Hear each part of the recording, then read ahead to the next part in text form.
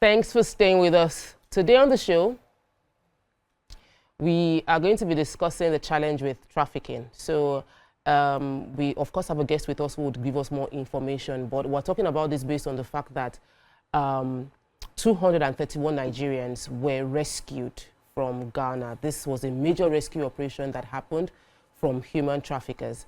We would explore how this affects the Ghana. We have someone that will be talking to us from NAPTIP. There were partners from NAPTIP and other commission like First Bank and the First Lady who made the repatriation possible. But to join the conversation and make it even more robust, we have someone on Zoom who would be sharing more details to us. Is the board chairman, Nigerians Diaspora Organization, Ghana. His name is Calistus Elozieuwa. Welcome to the show. Good morning, sir. Thank you. Good morning to you and to your listeners.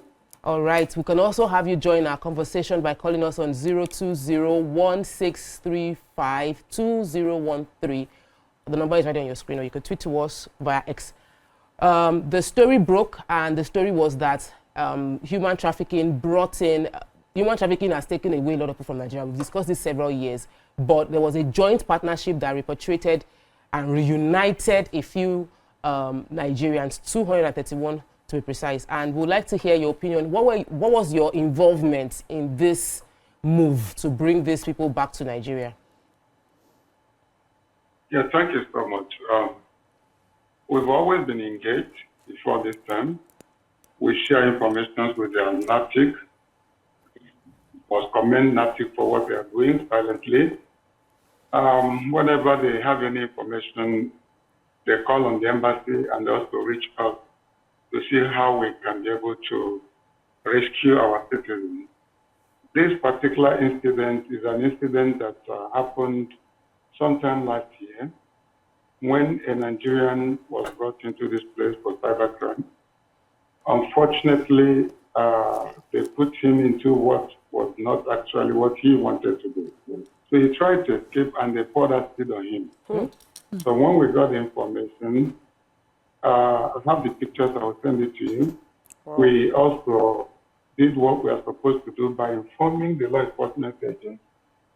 And YOCO, as an organization, they work differently from the way police work in Ghana.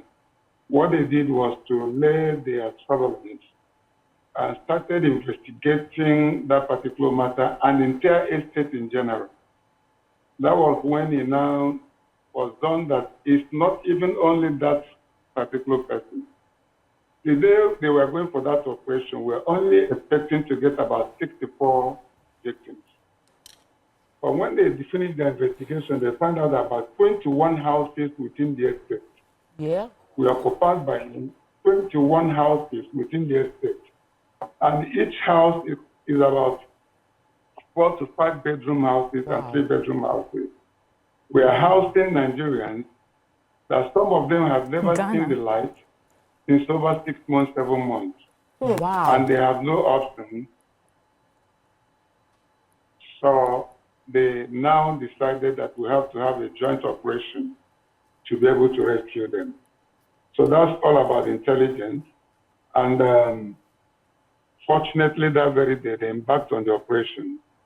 After they were rescued and brought to YOCO, they called me very early. And what I did was to contact the acting Nigerian ambassador immediately. And he asked me to come over for us to go to YOCO office to show them that Nigerian cares for them. So we went there. By the grace of God, we were able to have a clear understanding that all of them be treated as victims first until investigations are done for us to separate the victims from the suspect. So that was what was actually done. So while they were there, hello, should I proceed? Yes, please continue. We can hear you, sir. Yeah, while they were there, we were visiting them morning and afternoon and evening, and we make sure that we kept some Nigerians there to make sure they are not treated like criminals. Fortunately for us, the embassy also assigned 2 officers from the embassy who were with us in all this exercise. Some of them were sick. Some of them, their leg was hit with iron rods. and they had a broken leg. Yes. Some of them were malnourished. They were having eye problems. So we sought medical help through the Yoko immediately to see what can be done for those ones that affected while we bring them back to Nigeria. So that was actually what happened. And there, fortunately for us, because we're having AU meeting, the Minister of Foreign Affairs for State, Bianca Ojukwu, was in town. So she visited the Yoko office with His Excellency. Then I was not around then. I was working on how we get feeding for our citizens. So when she came out, we had personal meeting at one of the hotels where they were having the program. So after that, the issue becomes, how do we repatriate them back? And that is the issue that is still holding some of our people behind here. When they are rescued, how do we repatriate them back? Unfortunately, the embassy is not having money. I must say it in a national program like this. The embassies are not properly funded for such programs. So when such cases happen, it becomes a very big problem for our embassy because it's not part of their budget. So what I did was to call on NIDCOM immediately, Abike Dabiri. So when I called her, she says she will get back to me in some few minutes, that these children must not stay there, and the image of our country is at stake, that we must do everything to make sure that we move them back to Nigeria immediately. That we should try and make sure that the press does not make mess of the news against the image of our nation. So that was what actually we did. We prevented some of the Ghanaian media houses to go there by the help of the Yoko people. And she put into action immediately and called me and said that we should negotiate for the bus that will bring them back, that she will get the money anyhow it has to be gotten. Wow. To make sure that those children come back. So that was what she did. So in the next 2-3 days, because it was a holiday, she said she wants to be in Nigeria, in Lagos to receive them, because they have to be fed, because we have to look at the ones that have emergency. We have to look at how to repatriate them back to their state. We have to also look at how to hand over the victims and the suspects for onward prosecution by the agency, NAPTIP.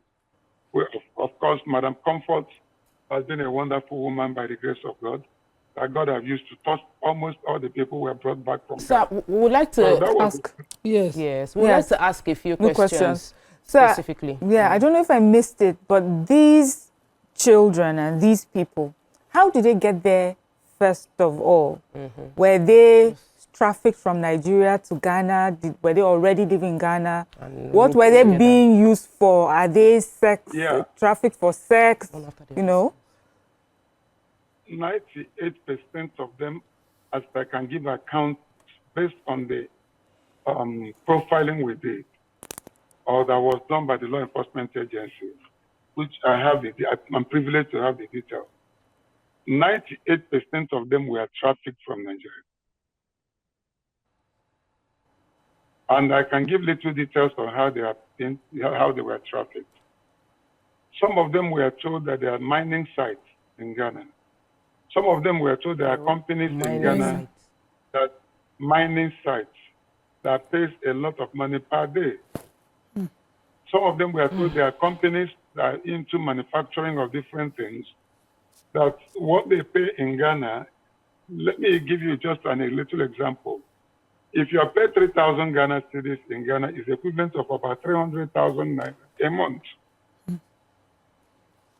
So if you are just a factory worker and you're promised that you'll be paid 3,000 Ghana cedis, that you are going to be given housing, that feeding will be part of it, and what you'll be doing is to work at the Galamsey site or one of those factories. It becomes so juicy that when they look at what they are doing in Nigeria, maybe where they are working, they are paying them 50,000. The moment they hear that amount of money, they are motivated to go. And these people promise them that they are going to pay their transportation from Ghana, from Nigeria to Ghana. Now, even if they don't have money, they are not handicapped in terms of how to move to this destination. And the cost of also what is happening within the life of our youth, they get rich quick. without minding how they get to it.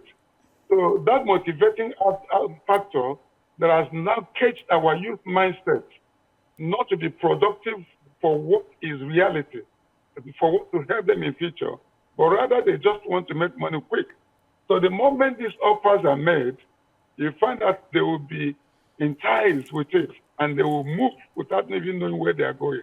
Okay, the moment they arrive in Ghana, they will take them to the house, take their phone away from them, seize them from communication, and now enslave them, and now push them to do the internet fraud and other things they do, which we don't know about.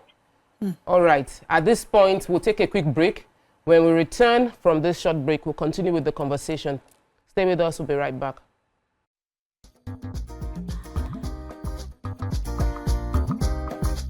Stay tuned. Your View will be right back. Welcome back and thanks for staying with us. So we're still discussing the very sad story of 231 Nigerians that were rescued from human trafficking ring that they were in Ghana. And we still have with us the Mr. Calistus, who just gave us, like, he dropped the bombshell in the fact that they were promised jobs in mines, and that was how they got there. But Nima has a question for you, sir. Sir, well done on your work you're doing over there across the West African countries particularly. But can we know, did you find out the people behind this trafficking? The case of the young man that got acid poured on him, and some of the girls, were they trafficked by Nigerians over there? Who was promising this greener pasture across away from our country there? Thank you. Should I respond now? Yes, please. Yeah, these were trafficked by Nigerians. It is fellow Nigerians that are trafficked Nigerians. Not that we don't have some few Ghanaians. Just last 2 weeks, a week or 2 weeks ago, we have a judgment in favor of a Nigerian victim that was trafficked by Ghanaians. And the Ghanaian authority jailed the young man 10 years. So the reason for making this clarity is for us to appreciate that Ghanaians can traffic Nigerians and Nigerians can traffic Ghanaians. But in this case, particular case in question of 231, we are talking about 231 Nigerians that were trafficked by Nigerians. They were all trafficked by Nigerians. Because they are host. Yeah, I wanted to ask, have you been able to identify the Nigerians that are trafficking the other Nigerians? The other Nigerians. The victims from the suspects. Or the victims, yeah. Because if we don't, we need to make that investigation and catch the people, because even if you rescue these ones, they will still take more if they are not stopped now. Yeah, we've been doing that. As I speak to you, last week again, we have 2 Nigerians that were convicted. One is from Enugu State, one is from Benue State. They were jailed for 9 years. I'll give you all details after the program. That was just last week. Jailed in Ghana 3 weeks or ago, we Nigeria? had another Nigerian that was convicted. She was jailed for 5 years. We've been having, yesterday we were in court again against 3 other Nigerian traffickers. And I believe justice will be done on those cases. We can't speak on it because they are still in court. We have other cases. Since last year to this year, we've got about almost 11 people convicted, 11 to 12 people convicted. Out of the 12, 11 are Nigerians, and 1 is a Ghanaian.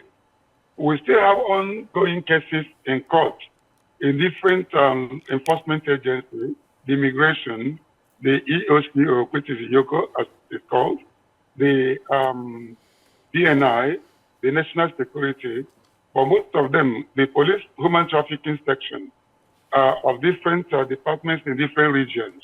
We also have cases ongoing that is prosecuting the suspects. And I believe by doing that, we'll be able to reduce it. But let me make something very clear. In human trafficking, there are 2 key P's that are more important than other keys. We are looking at the first key, which is prevention. Whatever you do in enforcement without prevention, you continue to have the cases coming on daily basis.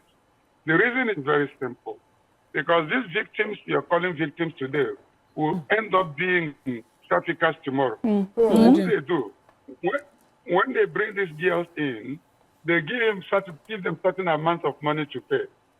So if we are not able to rescue them at the point of entry, what that means, they are going to stop their madam for 3, 4, 5 months, depending on the kind of place they kept them, and they give them targets on what they are supposed to pay.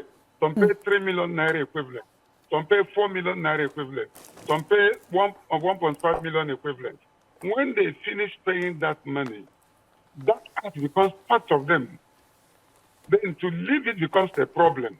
Then they will now find a way to work for themselves. Whilst working for themselves, the moment they raise any little money, they want to bring people also to come and work for them so that they become richer. Oh, madam. So that is why it's a kind of a chain thing. Thank you. So the people you call suspect today were victims some few months ago. Thank you so much. I will take another break now. When we return, we'll continue with the conversation, and probably we'll be able to bring in even the chairman of NIDCOM. Stay with us. We'll be right back.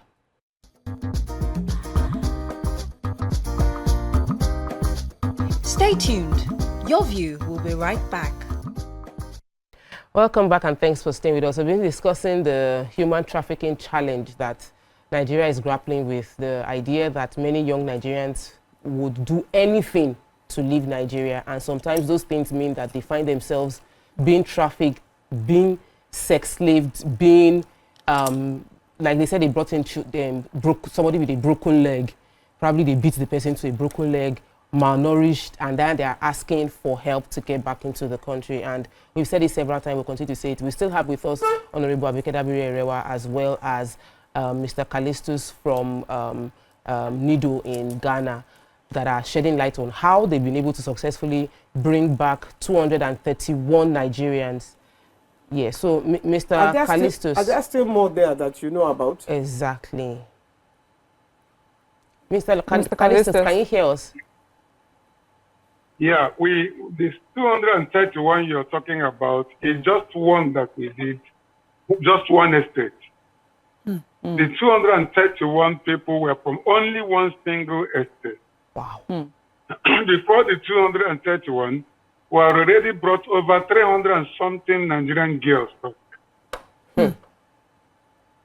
So when we are looking at the numbers, because this number is huge, that was why it became a public thing.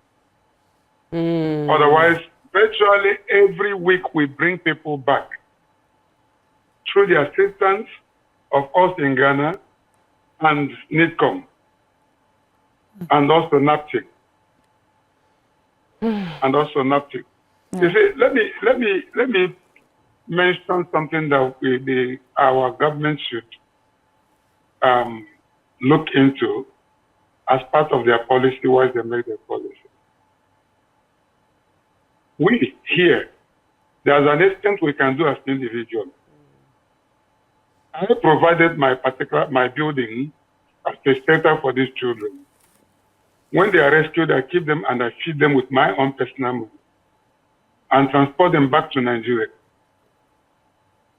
Then, before, by the grace of God, NIDCOM, all the people were brought back to Nigeria. When they get to Nigeria, they need to go back to their destination. It's Abike Dabiri and NIDCOM that have been doing all this for over 300 and something Nigerians. Because it's not made public, nobody knows about it. And people can sit and say whatever they want to say. I have a question for you, because I have a fact to prove in terms of the profile people, because every single person we brought back from Ghana, we make sure they are profiled. So I'm giving you figures that you can verify. You can verify. I have a question for you, sir. Would you say that this is made possible because of our porous borders? do you think it is something that immigration can work to curb? Because I don't think that it is a sustainable venture to keep funding, repatriating. I think it might make sense to stop people from leaving Nigeria through all these means in the first place. So who would you think can support and reduce the human trafficking challenges that we're currently facing, especially those going through the borders to West African areas? Yeah, let me answer that. Yes. Remember, we're under the ECOWAS protocol. Whilst we are talking about the traffickers, we should also be thinking about Nigerians who are coming to Ghana genuinely. Because one thing with crime, they only give people opportunity to do some certain things, they use it as an advantage against our people. Irrespective that we are fighting against crime, we are also looking at the interests of genuine Nigerians who come into Ghana to do genuine business. So because of the ECOWAS treaty, you see, we have the movement of people from one place to the other. Ordinary ID card can bring you to Ghana. And why? Because I had one question was thrown to our chairperson about what Ghanaian authorities are doing. I will not sit here and keep quiet when I hear that immigration officer is intimidating any Nigerian. We'll make news out of it. I will not sit quiet as a leader here and see a Nigerian that is being molested because of documentation. Because at least we have a gateway of 3 months to stay in Ghana, do whatever he wants to do, and go back. So that our right cannot be taken away from our people because we have criminals among us. Now, that takes care of the issue of how we come into Ghana and what Ghanaian authority does. It is now when they get into Ghana, remember these people I mentioned that where they are, they're excluded from contact with human beings. Yeah. Locked up in a house. So how do we not get in touch with them? But let me add one thing to it. Yes, I agree that we have a lot to do at my tool. I want to give you people where to work. My tool. 90% of the drivers in my tool are traffickers. Yes, that's where the West Africans, West Africans, Vote me, let the government put eyes on them. We'll reduce this to 50% within 1 month. Wow. Excuse me, I'm very happy you said that, because from mile 2 to the border, there are more than 50 checkpoints, if not 100. Exactly. What are those ones doing when they are trafficking? Why are they not? They stop innocent people like me when we are passing. Where I come down, where is your passport? What are they doing? That means they too are complicit. If you are looking at it, If we are going to look at the drivers, the officials are complicit. Why do I call them traffickers? I call them traffickers because when you know a fare from Ghana to Nigeria, it will cost you about 100,000. Why would you charge somebody 200,000 or 300,000? because you know you want to There's no interest smuggle from them. this crime. Because you know there are people you are going to bribe. So from the departure point, you have already made available funds to entice people on the road, pay our immigration officers, pay our police, pay all your way to Ghana. And they've passed through the illegal route. Now, you have another point which I want us to look at, the ferry point at my truth. Ferry point. Because there are two, that is the waterway. Most of our guests will tell me that they will be there, police will come and stop the traffickers. And when they stop them, they will settle them, they will collect money and leave them to proceed. Exactly. How can a law enforcement agency keep a blind eye when you see a 14-year, 16-year-old girl traveling out of the country without accompanied by the parents? No passport. And you will ask that person the destination. And you will ask them, let me have the number of the person. Let me confirm before you move. And let me tell you one thing. The moment they release the number of the person they're going to, the moment the police call them, they will never pick calls again. So that would be a point of what? Risking these girls. If the immigration officers, if the law enforcement agencies can look at these children and say, it can be my own child. I will not take money to destroy the life of my own child. see those people as their own child, we can reduce this drastically within some few months. Because if there's nobody that is trafficked, there will not be any human being to be rescued. Secondly, we now talk about the issue of enforcement. How many shelters has the government built for NAPTIC? Sometimes we bring 20, 30, 40 people. I have to call Madam Comfort. They have to start making arrangements on where to keep these children when they come back. Do we make provision for her to feed them? Do we make provision for the prosecution? Do we make provision for the health of these children? Do we make provision for integrating them back to their families? We can't be talking on the news without doing anything. The law enforcement agencies are there, but nobody is empowering them to do the work. And NIDCOM is there. What budget has been made, particularly for human trafficking, to NIDCOM? How much has been released to them? We're expecting them to work. What are they going to work with? What are they going to work with? These are the genuine questions we have to ask ourselves as nations. Then when we're able to answer these questions, then if the people who are given this responsibility are not able to perform, then we hold them responsible. Thank you. For human trafficking, for you to prosecute a suspect, you need to keep the victim. And that victim can stay up to 3 months, 4 months. Who will treat them? The ones who are doing in Ghana here, some of them have stayed with me for 6 months before we got the judgment. The government asked me, how are they being fed? Has anybody donated money to me? And will I keep quiet? Because the first thing to do is what you think you can do for your nation. And that is what we are just doing. Thank you so much, sir. We want to get that encouragement from our nation back. Honestly, thank you. Thank you so much. We've been speaking to the board chairman, Nigerians in Diaspora Organization, Ghana, Mr. Calistus Elozieuwa. Thank you so much for your contribution. Thank you for all that you've done in supporting this 231 Nigerians back to Nigeria. Of course, we also had the Honorable Abike Dabiri who joined the conversation as well, lending our own voice to the challenge of human trafficking, which is a big deal. We also must appreciate NAPTIP and Wema Bank for the support, as well as the First Lady. We cannot exhaust this conversation. It will come up again, sadly.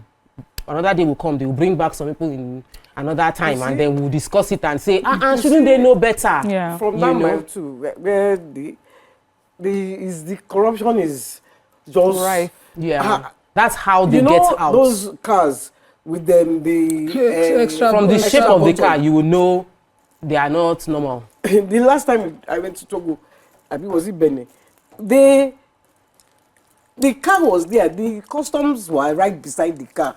Their checkpoint was just there, and the car is there, getting ready to load, and you are going to watch it go. So and say, let me wait. They have to. The minister that has to deal with it has to be a minister that will build house there.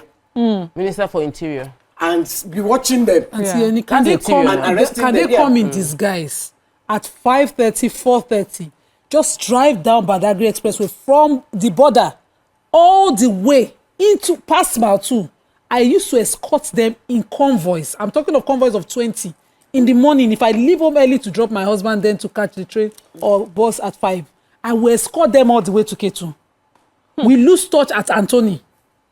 Convoys of the same kind of Toyota cars, trafficking something. So we are all involved. And they pay the agberos to pay the police officers. Sometimes the task force people who are on top of the bridge stop these cars on top of the Matuoke. So what it's not a secret. There are many, like yesterday, there are many layers to the problem.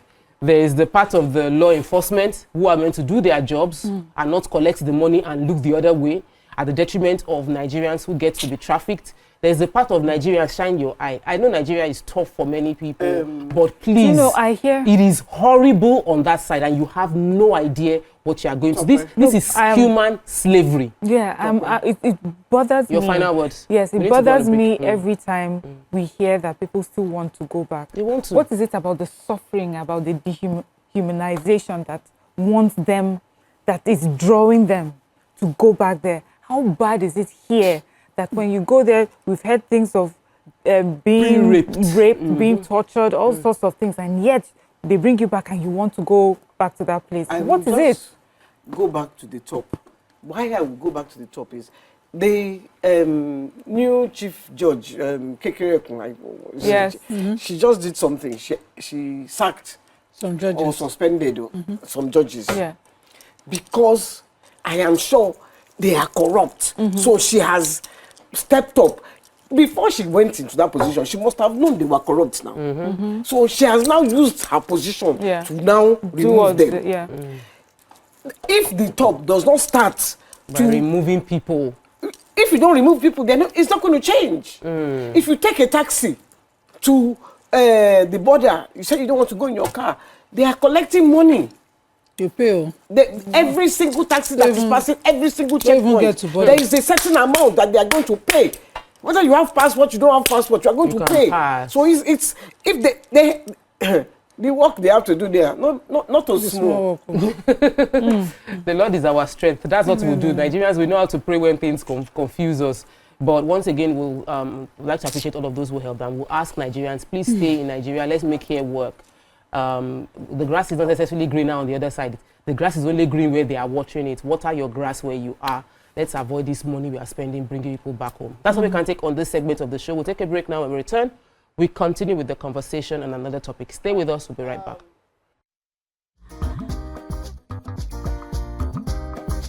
Stay tuned.